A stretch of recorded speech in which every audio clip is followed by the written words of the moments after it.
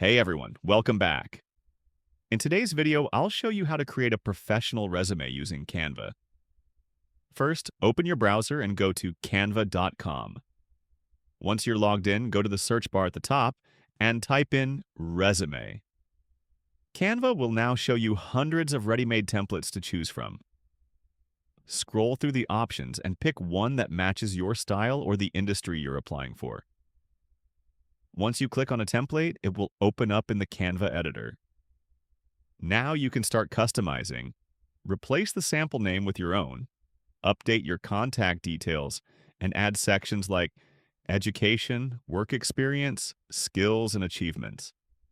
If you need extra sections, you can add text boxes or drag and drop elements from the left panel. You can also personalize the design by changing fonts, colors, or even uploading your own profile photo to make your resume stand out.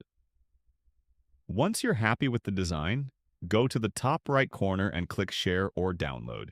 Choose PDF for the best quality if you're sending it to employers, and that's it.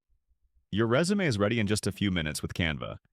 If this video helped, don't forget to like and subscribe for more quick tutorials.